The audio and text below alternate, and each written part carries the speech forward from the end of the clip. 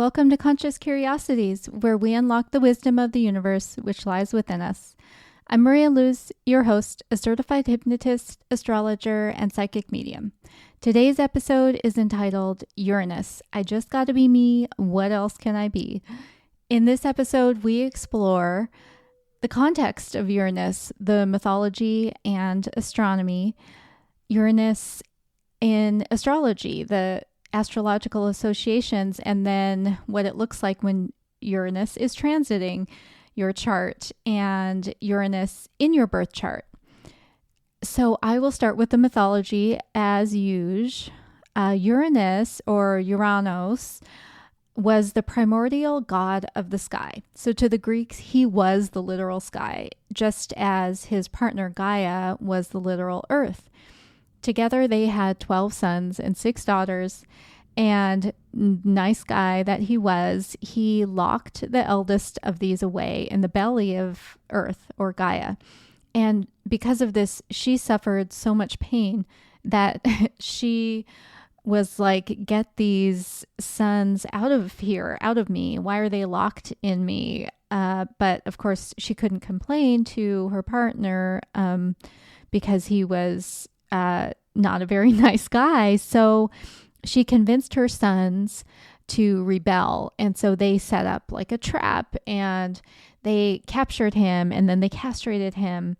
And Uranus was like, I'll get you and your little dog too. And he prophesied the fall of the Titans, who were essentially his sons. And he prophesied that they would be punished and suffer for their crimes. And that actually did happen because if you listen to the Saturn and Jupiter episodes, you might remember that the Olympians, led by Zeus, ended up defeating the Titans, who were Saturn's crew. And so there's kind of like this lineage of having these prophecies, and your kids are going to turn against you, so I've got to lock them away, etc. So I'll stop there because there was a lot more, but I tend to get too excited about mythology and go on and on. So onto the astronomy. So Uranus is just weird. It looks like a ball that's kind of just rolling around any which way as it goes around the sun. And it's the 7th planet from the sun. It's the first one that we meaning humans, used a telescope to discover, and that was in 1781. And it is known as just an icy planet. It's extraordinarily cold, and I think the wind can get up to like 2,100 miles per hour. And it's believed just not to be able to hold any life as we know it. And it's 4 times wider than Earth. And its orbit is 84 Earth years. And just as comparison, if you remember from last week, Saturn's orbit is 29 years. And Saturn is the next closest planet to the sun. So for astrology, in the lineage of evolutionary astrology that I study, which is the Jeffrey Wolf Green School, Uranus is associated with the archetype of the individuated unconscious. So I realize that sounds like some kind of Jungian or Freudian type psychology lingo, and it's kind of a mouthful. But in his book, Uranus, Freedom from the Known, JWG, as I like to abbreviate, Jeffrey Wolf Green, says, Uranus correlates to individuation, liberation, freedom, and deconditioning. Deconditioning from what? Deconditioning from Saturn. And I won't get too much more into the deep psychological and geeky astro speak, but just be aware that Uranus encompasses some of your past life baggage, but only that which is relevant to what your soul wants to accomplish in this life. And most of us in this at least in this Western culture, spend, the first few decades or so getting conditioned. And so if you remember that quote about, Uranus is deconditioning. Okay, so remember in our culture, we pretty much, we're born and we start getting conditioned by, our caregivers and then, our teachers and others. So I was thinking just of an analogy. I probably don't really need one, but I can't help myself. I just think in analogies. So I was thinking about a Toyota factory, and we're going through it, and let's say we're gonna become a Prius, and we may get to decide like, oh, I want to be this color Prius, or I want to have like this trim or these wheels. And as we're going through, like those seem like important and relevant choices. And then we're a Prius for a while. But then we decide, actually, I want to be a 4Runner or a Tacoma. And that might be just a little switch of your college major or a slightly different job or something. But then at some point, it's like, bam, I don't actually want to be an automobile at all.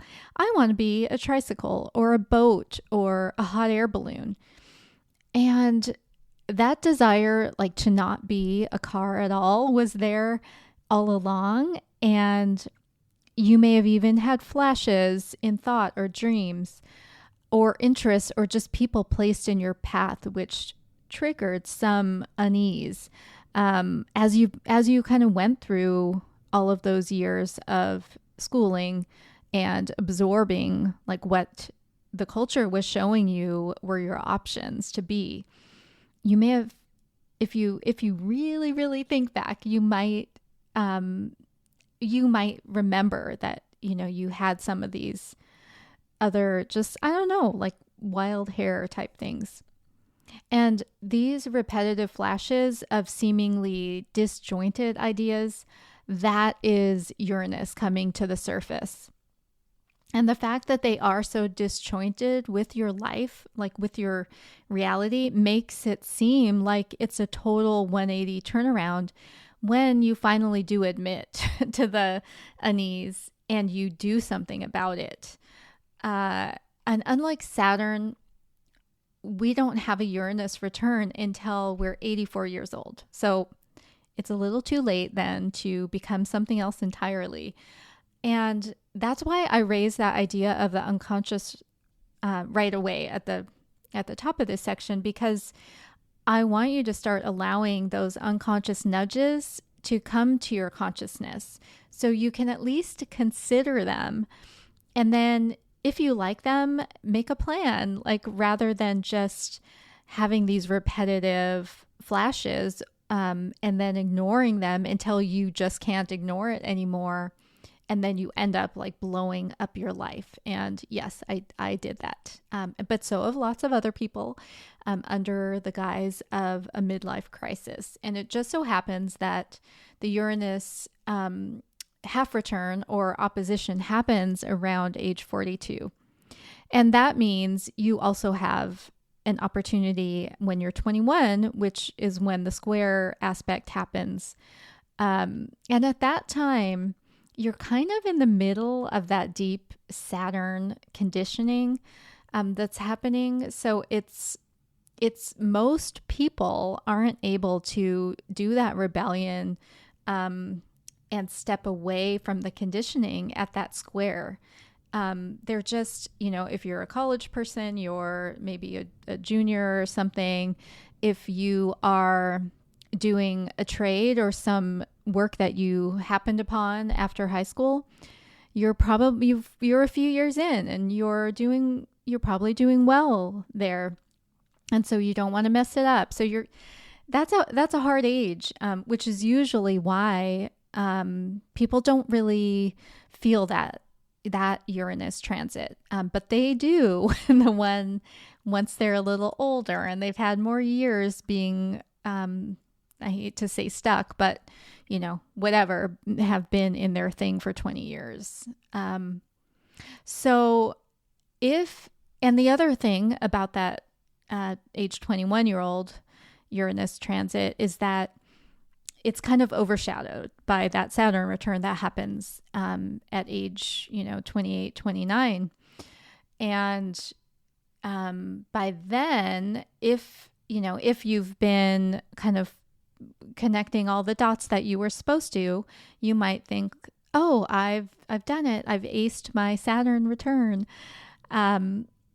However, I want us to reconsider that because there are a lot of unhappy, later 30-year-olds and 40-year-olds and so on. And that is why there is that vulnerability that happens at that Uranus opposition.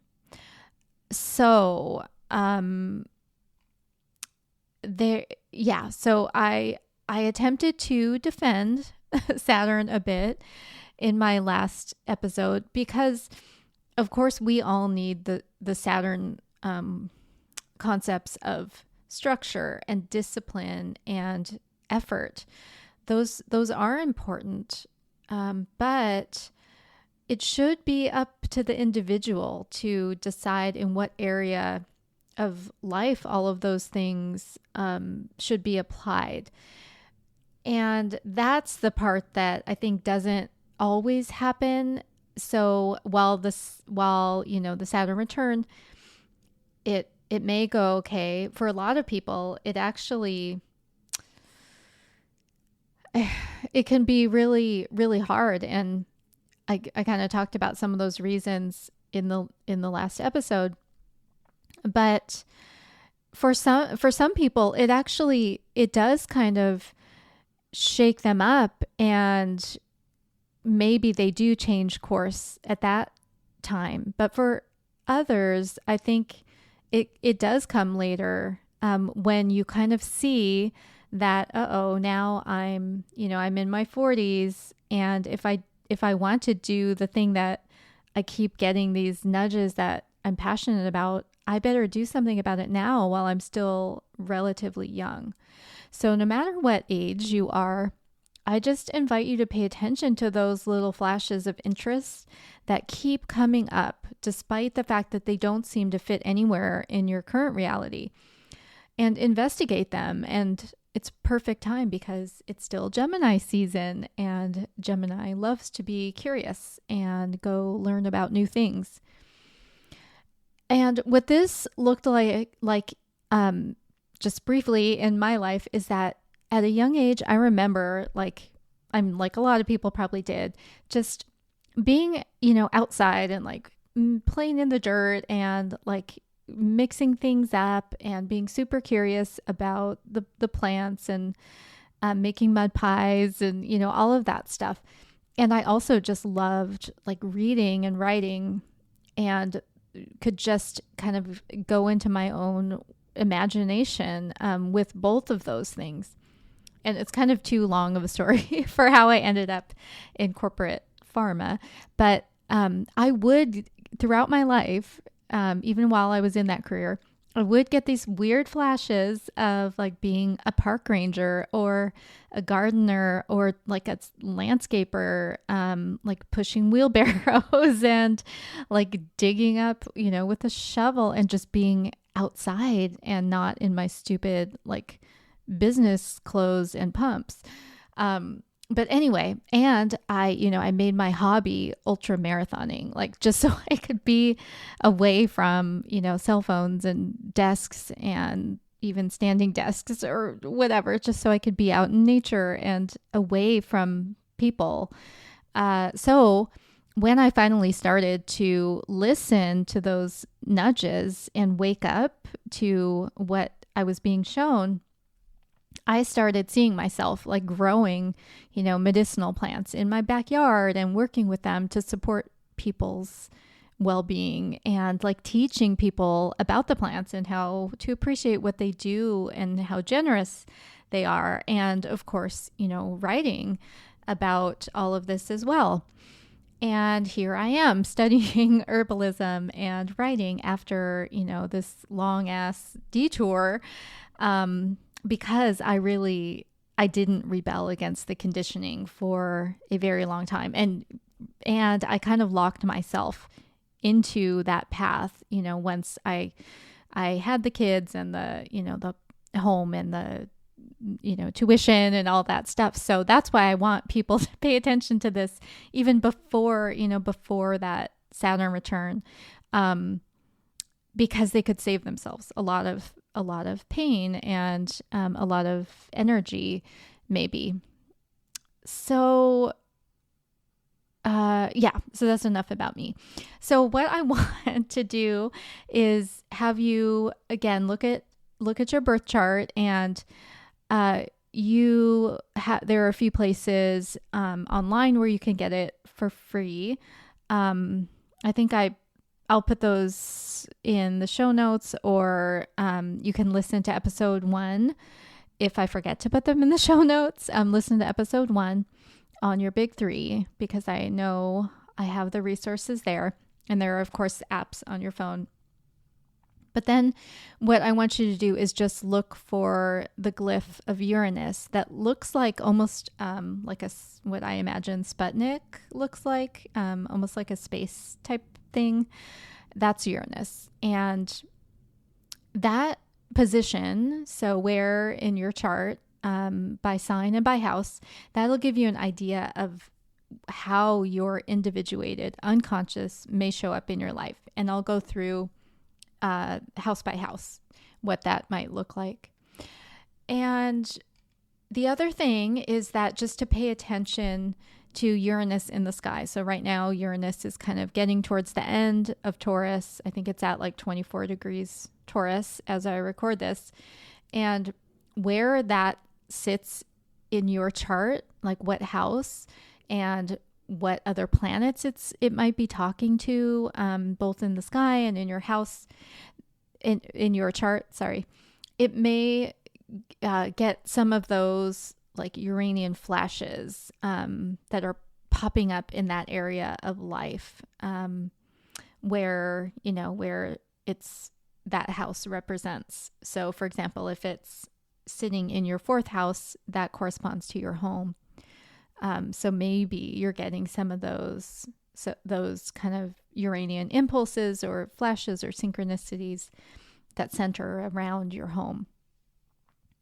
The other thing that I haven't mentioned yet is that it may raise some past traumas, like from this life or others, because there is a relationship to trauma with Uranus, because when we are not aligned with our soul's purpose and we're not paying attention to those flashes that are repetitive and keep trying to come into our consciousness, when we don't pay attention to those, usually like some kind of trauma happens to us. And same thing with past lives. And so that applies both to where Uranus is in your birth chart, and also could be with transiting Uranus,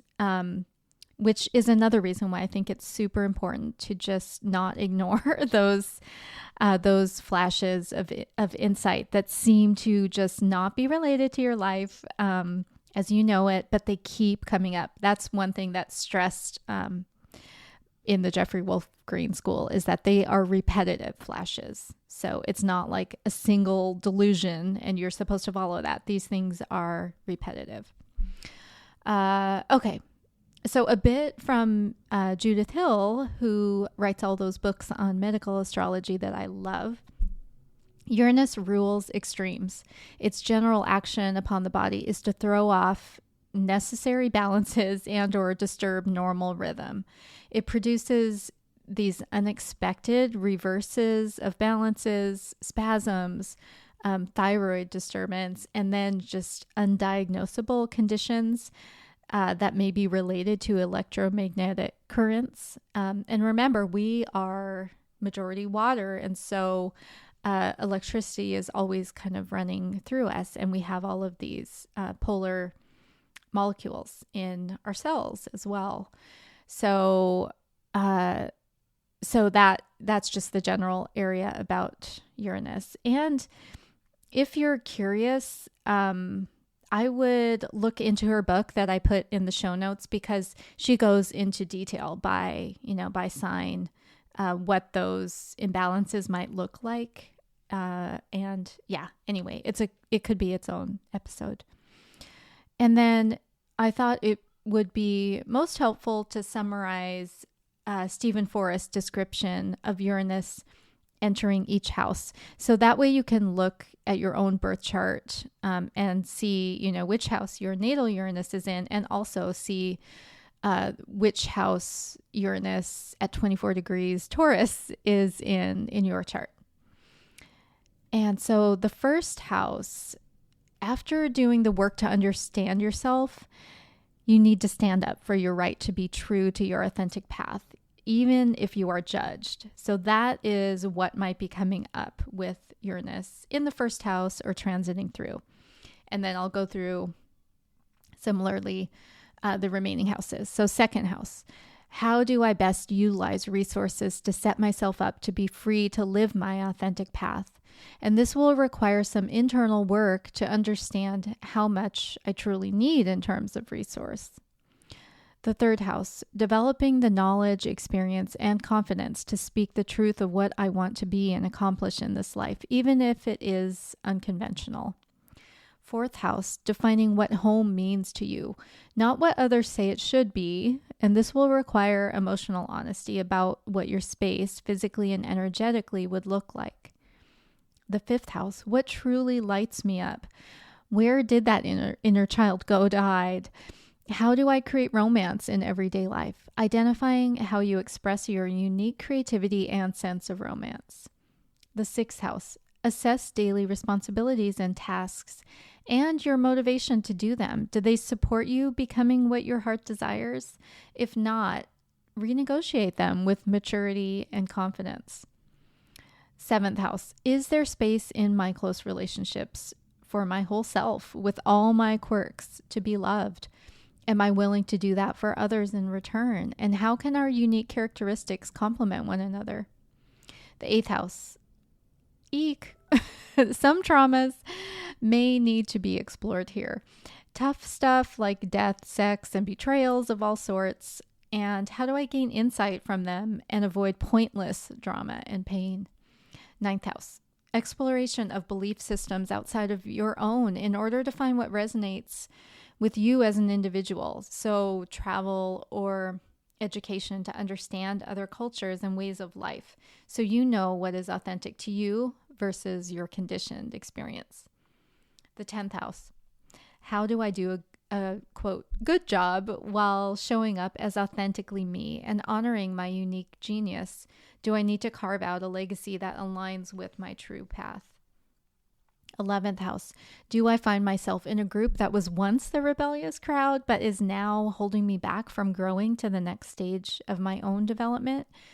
It's seeking out groups outside of the mainstream again that align with your future. The 12th house, just allow the hairs on the back of your neck to stand up so that you can be psychically yourself and opening up to those unique spiritual connections and abilities and seeing your individual self as it connects to the whole. That sums up Uranus and allows you to be consciously curious about Uranus. If you like this podcast, please share it, leave a review if you like, and you can find other content. I do every Friday morning a YouTube video where I go through in 5 to 10 minutes just an energy forecast for that weekend and the following week. And if you want to work with me personally, you can go to marialuz.online. You can see the offerings around astrology and hypnosis. And you can also email me, info@marialuz.online. I put a coupon code in the show notes for you, as well as the show references. I thank you so much for listening, and have a wonderful day out there being your own weirdo self.